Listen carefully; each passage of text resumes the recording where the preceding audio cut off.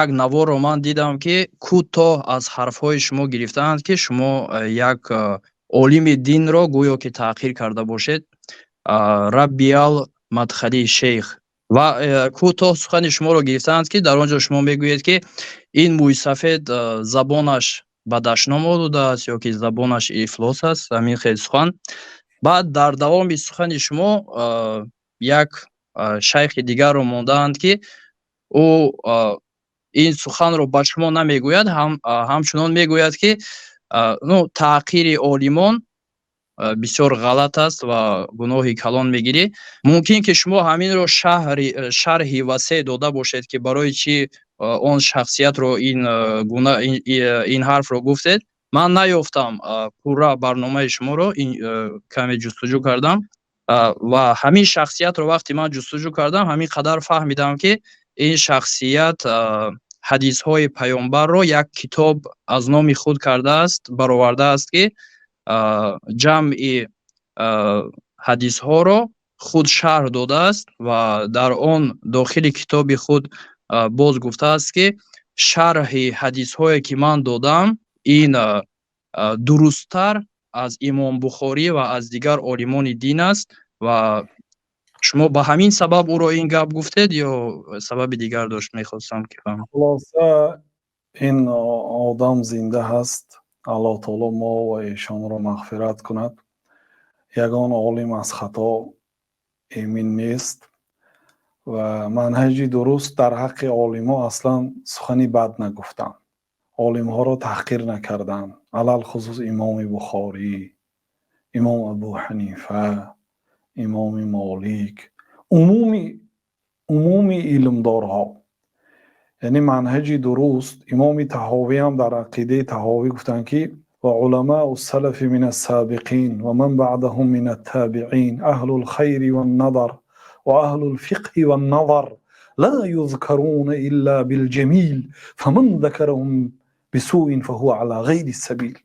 ва уламои гузаштагон ва уламаъу салаф мин ассабиқин, яъне Абу Бакру Умару собиқин, اونایی که در اسلام مسابقه کرده اول شده اسلام را قبول کردند. و علماء السلف من السابقین و من بعدهم من التابعین و بعد آنها علمای تابعین مانند امام ابو حنیفه و سفیان ثوری و مانند سعید ابن مسیب و حسن بصری و من بعدهم من التابعین اهل الخیر و النظر. اینا همشون اهل خیر هستند، اهل نظر هستند، عالم صاحب استنباط هستند و اهل الفقه و النظر و اهل الخیر و الاثر. اینا حدیث روایت کردن به ما لا یذکرون الا بالجمیل. اینا فقط به نیکی ذکر کرده میشن، فقط به نیکی. علما یعنی مقصد شما همین بود که او خود را بالاتر دانست. علما را ما باید فقط به نیکی یاد کنیم. لا یذکرون الا بالجمیل فمن ذکرهم بسوء، کسی که عالم ها را تنقید کند، با بدی ذکر کند، فهو علی غیر السبیل، او در غیر راه است. این گپ امام طحاوی در بیان عقیده اهل سنت و الجماعت و علی الخصوص در بیان عقیده امام ابو حنیفه و قاضی ابو یوسف و محمد ابن حسن، این کس حنفی هست، گفتن که منهج ما، راه ما مسلمان ها و اهل سنت و الجماعت این است که در حق عالم ها سخنی بد نگفتن. و ابن عساکر رحمت الله علیه گفتن که گوشت علما زهرآلود است. گوشت علما زهرآلود است. الله تعالی در قرآن کریم وقتی که مؤمن ها را از غیبت منع کرد، گفت که یکی شما گوشت برادری خودش را نخورد، گفت یعنی غیبت را به گوشت خوری مانند کرد. گوشت عالم ها از گوشت دیگر مسلمان ها فرق میکنند. گوشت زهرآلود است، یعنی نه فقط گوشت خود مرده، هم خود مرده با زهرآلود است و این ضرر میکنه و انسان به هلاکت میرسانه.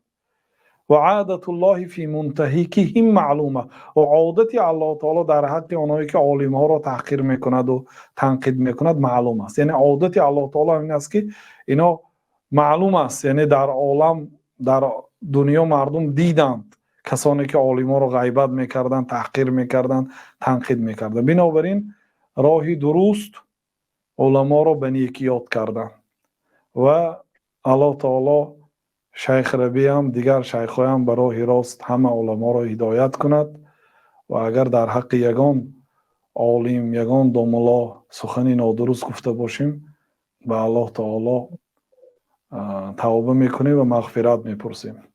ایشونی توره جان پدری ایشونی نوریدین یا عادت داشتن یگان داملا ها را تنقید نمی کردن.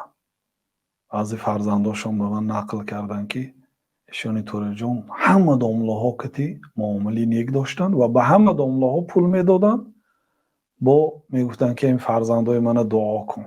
نسبتی داملا ها بد نمیگفتن اگرچه مثلا اختلاف هست، اختلاف بین اهل علم هست، لیکن یک عادتی خوب داشتن که دیگرها ندارد. الله تعالی ایشان را رحمت کند. همه داملا ها را احترام میکردن و دعا میگرفتن با وجود اینکه اون کس مرتبهشون خیلی بلند بود، کس داملای کهنه بودن. الله تعالی رحمت کنه. بنابراین راهی درست برادرای عزیز تنقید نکردن اهل علم است. بله